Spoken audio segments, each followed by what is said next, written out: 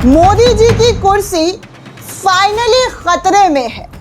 जी हाँ दोस्तों, फाइनली मोदी जी की कुर्सी खतरे में है। देश में जो कुव्यवस्था है उसकी वजह से नहीं, बल्कि उनके अपने लोगों की वजह से, उनके अपने पार्टी के नेताओं की वजह से। वो कहते हैं ना कि आपको बाहर के दुश्मनों से खतरा कम होता है जितना घर के दुश्मन, और वही दुश्मनी शायद अब बीजेपी में खुलकर देखने सुनने को मिल रही है। हमारे उत्तर प्रदेश के योगी बाबा योगी आदित्यनाथ, जो कि उत्तर प्रदेश के मुख्यमंत्री हैं, उनके कई ऐसे भाषण, कई ऐसे बयान तो आपने सुने होंगे जो सिर्फ मुसलमानों से शुरू होता है और मुसलमानों पर ही आकर ख़त्म हो जाता है। अब ये नया वाला जो वीडियो आया है, इस नए वाले वीडियो को सुना कि नहीं सुना?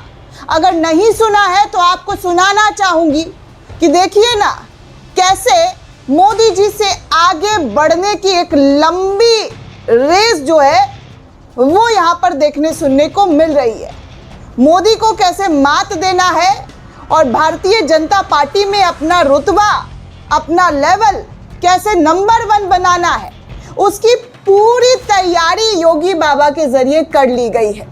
27 में उत्तर प्रदेश विधानसभा चुनाव होने वाला है, लेकिन तैयारियों में ऐसा दम लगाया गया है जैसे अब अगले प्रधानमंत्री वही होंगे, क्योंकि जिस तरीके के बयान दे रहे हैं दोस्तों, ये बयान सुनकर तो भाजपा का कोई भी लोग कह देगा कि भाई भारतीय जनता पार्टी में जितने जहरीले बयान दो, जितने नफरती कंटेंट बरसाना है बरसाओ, उनको बड़े लेवल का जो उपलब्धि है वो मिल जाता है, बड़ी कुर्सी मिलती है।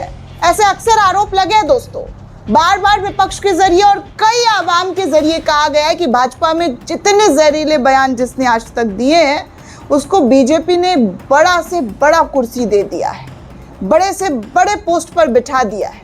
और अब तो योगी आदित्यनाथ को लेकर एक तबका, उनका जो सपोर्टर है, उनके जो चाहने वाले हैं, वो तो हमेशा से चाहते हैं कि मोदी के बाद अगर कोई हो तो वो योगी आदित्यनाथ हो। लेकिन गुजरात लॉबी योगी आदित्यनाथ को कुछ ज़्यादा पसंद नहीं करती दोस्तों। पश्चिम बंगाल में और असम में भी आपने देखा होगा कि प्रधानमंत्री नरेंद्र मोदी सबसे हाथ जोड़ जोड़ कर मिल रहे थे, लेकिन जैसे योगी आदित्यनाथ का नंबर आता है उनके आगे से गुजर जाते हैं। वो वीडियो भी काफ़ी ज़्यादा वायरल हुई थी सोशल मीडिया पर, और योगी आदित्यनाथ के भी कई वीडियो सामने आए जहां पर मोदी शाह के सामने वो बैठे रहे, सब हाथ जोड़ते रहे, लेकिन वो बैठकर टस से मस हिले नहीं। और इस बात को लेकर अखिलेश यादव तो सदन के अंदर तक बोल चुके हैं, खिल्लियां उड़ा चुके हैं।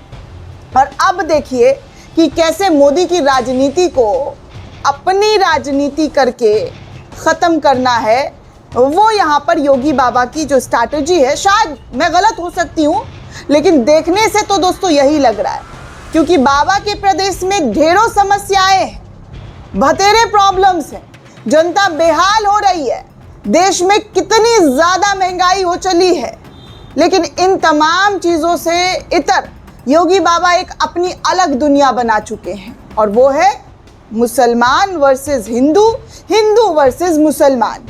तभी तो उनकी पॉलिटिकल स्पीच उठाकर देखिए तो कहाँ पर विकास की बातें कहते हुए नजर आते हैं। आज का जो बयान इनका दिख रहा है, जो वायरल हो रहा है, वो ऐसा बयान है दोस्तों जिसे साफ तौर पर कोई भी सुनेगा दोस्तों तो कहेगा कि एक सूबे के मुख्यमंत्री की शब्दों की जो मर्यादा होती है वो एक दायरे में होती है, एक लिमिटेशन होता है। लेकिन यहाँ तो एक सूबे के मुख्यमंत्री हिंदू मुसलमान, हिंदू मुसलमान, हिंदू मुसलमान करने में लगे हुए हैं, मुल्ला कठमुल्ला, मुल्ला कठमुल्ला करने में लगे हुए हैं। और इस वाले बयान को पहले आप सुनिए, उसके बाद मैं आपको बताऊंगी कि देखिए इस बयान का असर 7 समंदर पार तक जा सकता है। जिसे अपना भाई बंधु बताते हैं, गले लगाते हैं, जाकर दूसरा घर बताते हैं, उस दूसरे घर में ये वीडियो जाएगी उत्तर प्रदेश के सीएम की, तो क्या इमेज बचेगी। सुनिए ये वीडियो। बहन और भाइयों, अब मैं कह सकता हूं, किसी माफिया में दुस्साहस नहीं, किसी गुंडे में दुस्साहस नहीं कि किसी पर्व और त्योहार में व्यवधान पैदा कर दे और उपद्रव पैदा कर दे। अगर कोई किसी रामलीला में, किसी यज्ञ और कथा में, किसी धार्मिक आयोजन में रामनवमी हो, शिवरात्रि हो, जन्माष्टमी हो, रक्षाबंधन हो, इन आयोजनों में अगर किसी ने व्यवधान डाला तो पर्व तो मना ही लेगा, लेकिन उसके बाद तय है कि रावण और कंस जैसी दुर्गति उसकी तय है जो व्यवधान डालने वाला है। आज माफिया पिस्तौल लहराते हुए, कोई धमका करके, खुली जीप में चल करके किसी हिंदू को धमका नहीं सकता है, अब नहीं धमका सकता है। सुना दोस्तों आपने ये वीडियो, ताज़ा तरीन वीडियो है। मुझे लगा कि कोई विकास पर बात कर रहे होंगे, कई बार घुमा घुमा के सुना, दोहरा दोहरा के सुना, लेकिन विकास पर एक बात नहीं। ये महाशय कह रहे हैं कि आज माफिया खुली जीप में पिस्तौल लहराते हुए किसी हिंदू को धमका नहीं सकता है। मतलब सोचिए दोस्तों, इनकी नज़र में इनके कहने का मतलब क्या है? मतलब माफिया सिर्फ मुसलमान है, माफिया सिर्फ अल्पसंख्यक वाले हैं, क्योंकि बहुसंख्यक को कोई पिस्तौल दिखा दिखा कर डरा नहीं सकता है, धमका नहीं सकता है। लेकिन इसी उत्तर प्रदेश के अंदर बहन बेटियों को पिस्तौल के दम पर लूट लेते हैं, छिनतई कर लेते हैं, गैंग रेप हो जाता है, मारपीट हो जाती है, अंधाधुंध फायरिंग की जाती है, गोलियों से मार दिया जाता है, सब कुछ होता है। लेकिन इनको सिर्फ और सिर्फ मुसलमान हिंदू करने से फुर्सत मिलेगा, तभी तो ये कोई अच्छी राजनीति कर सकते हैं। लगता है मोदी जी वाला कुर्सी इनको पसंद आ रहा है, भा रहा है, तभी 29 की तैयारी दोस्तों, 27 नहीं बल्कि 29 की तैयारी कर बैठे हैं कि कोई भी हिंदू धर्म को नहीं धमका सकता है। अब मेरा इनसे सवाल है कि क्या हिंदू धर्म के लोग किसी को भी धमका सकते हैं?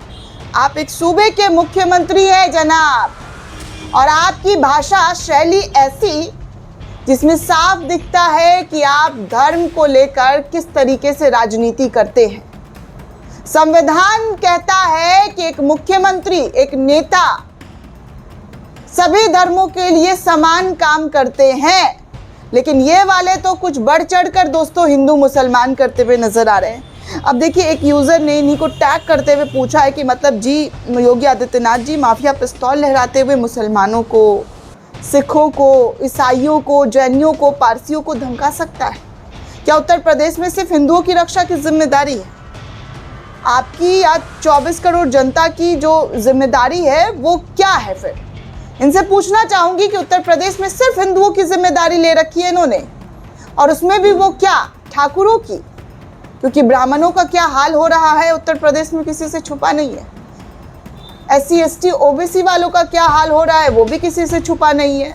तो मतलब क्या ठाकुर जो जात के हैं उनकी ही जिम्मेदारी योगी आदित्यनाथ की है, क्योंकि वो उसी धर्म से उसी जात से बिलोंग करते हैं। तो सिर्फ और सिर्फ क्या योगी आदित्यनाथ जो हैं वो ठाकुरों की रखवाली और रक्षा करने के लिए मुख्यमंत्री बने हैं?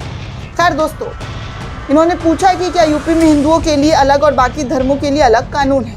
बाबा साहब की संविधान की रक्षा के लिए हम प्रतिबद्ध हैं। सोचिए दोस्तों कि उत्तर प्रदेश के अंदर उपभोक्ताओं को, जो वहाँ की जो आम जनता है, आज ही ताज़ा तरीन झटका मिला है। यूपी पावर कॉरपोरेशन से ईंधन अधिमार के नाम पर बिजली बिल में 10% की बढ़ोतरी करने का आदेश जारी कर दिया है। यह अतिरिक्त शुल्क जून से बिल के साथ वसूला जाएगा। आज तक की खबर आप स्क्रीन पर देख सकते हैं कि कैसे उत्तर प्रदेश के लोगों को झटके पर झटका, विकास के नाम पर उनका कैसे दिवाला निकाला जा रहा है। ये शायद आपको योगी आदित्यनाथ बताएंगे, लेकिन आपको जानना ज़रूरी है दोस्तों कि उत्तर प्रदेश में अब आम उपभोक्ताओं की जेब पर मार डाल दिया गया है। आज भी CNG के 2 रुपये दाम महाराष्ट्र में बढ़ा दिए गए। पेट्रोल डीजल के दाम तो बढ़ाए ही जा रहे हैं।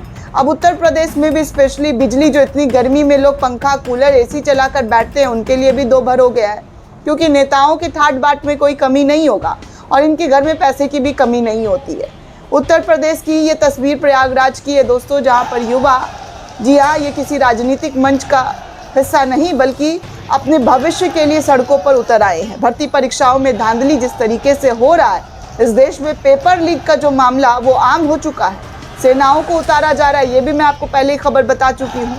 लेकिन पेपर लीक और धांधली की वजह से देश के हजारों करोड़ों युवा इस वक्त सड़कों पर उतरकर मोदी का विरोध कर रहे हैं, योगी का विरोध कर रहे हैं। लेकिन योगी क्या कर रहे हैं कि हिंदुओं को कोई धमका नहीं सकता है, हिंदुओं को कोई डरा नहीं सकता है। हिंदू हिंदू हिंदू, बस इनका एक ही मात्र राजनीति एजेंडा है, हिंदू वर्सेस मुसलमान। बाकी आपको ये तस्वीर भी दिखा दूँ दोस्तों, और बड़ी अहम जानकारी है, जान लीजिए। फ़ायदा होगा आपको भी, और इस देश के अंधभक्तों को भी समझाने में आपको मदद मिलेगी। दोस्तों, कच्चे तेलों के दामों में लगातार गिरावट हो रही है, लेकिन भारत की जनता को राहत कब मिलेगी इसके बारे में किसी को नहीं पता। दुनिया भर में कच्चा तेल सस्ता होने के बाद कई देशों में अपनी जनता को राहत दी जा रही है, जैसे पाकिस्तान, जहां पर मीडिया वाले आपको दिखाते हैं भुखमरी, हाहाकार। Kenya, Brazil, Canada, Finland, Germany, Australia, इन तमाम देशों में कच्चे तेल के दामों में जब कमी आई है तो अपने देश के लोगों को पेट्रोल डीजल में पैसे कम कर राहत दी गई है। कहीं पेट्रोल डीजल के दाम घटाए गए तो कहीं टैक्स में छूट देकर आम लोगों की जेब का बोझ कम किया गया। लेकिन भारत में सवाल अब भी वही है कि अंतर्राष्ट्रीय कच्चा तेल सस्ता हो रहा है तो उसका फ़ायदा आम नागरिकों को क्यों नहीं पहुंच रहा है? क्यों पेट्रोल डीजल के दाम को लगातार बढ़ा दिया जा रहा है? वैसे किसी मीडिया चैनल वालों ने आपको ये वाली भी खबर नहीं दिखाई होगी। हिंदू मुसलमान करने वाले योगी आदित्यनाथ स्पेशली ये खबर देख ले कि दिल्ली पुलिस ने बहुत बड़ी कामयाबी हासिल की है। दिल्ली पुलिस ने आतंकवादी संगठन ISI से जुड़े अनमोल रॉय, राजवीर, विवेक बंजारा को गिरफ्तार किया है। एक बार फिर से बता देती हूँ, अनमोल रॉय, राजवीर, विवेक बंजारा को पुलिस के जरिए गिरफ्तार किया गया है क्योंकि ये सब ISI के साथ जुड़े हुए थे। इनकी प्लानिंग का पर्दाफाश दिल्ली पुलिस के जरिए किया गया है। इनकी जो प्लानिंग थी मंदिर, सैन्य कैंप इत्यादि को उड़ाने की, लेकिन दिल्ली पुलिस के जरिए इनके तमाम मंसूबों को चकनाचूर कर दिया गया है। खैर, आपको उलझाया जाएगा हिंदू मुसलमान में, लेकिन आप उलझते हैं या सुलझते हैं इस देश की हालात पर, यह भी देखना बहुत ज़रूरी होता है। दोस्तों, अब ये हालात भी देखिए देश की राजधानी का है, जहां पर बीजेपी सरकार की ट्रिपल इंजन है। जी हाँ, ट्रिपल इंजन वाली सरकार है और यहाँ पर कैसे पानी की बूंद बूंद के लिए लोग तरस रहे। 20,000 लीटर तक मुफ्त पानी आम आदमी पार्टी की सरकार देती थी दोस्तों, लेकिन आज उसी दिल्ली में लोग टैंकरों के पीछे कैसे भाग रहे, कैसे पानी से को लेकर तरस रहे, गंदा पानी पीने को मजबूर है। लगातार देश की राजधानी का हाल बता रही हूँ। तो ये इस वक्त के हाल है दोस्तों, जिसे विपक्ष के जरिए शेयर किया गया और बताया गया है। बाकी आपको क्या लगता है हमें कमेंट करके ज़रूर बताइएगा। साथ ही साथ चैनल को ज़्यादा से ज़्यादा लाइक, शेयर और सब्सक्राइब करना बिल्कुल भी ना भूलें। जय हिंद दोस्तों।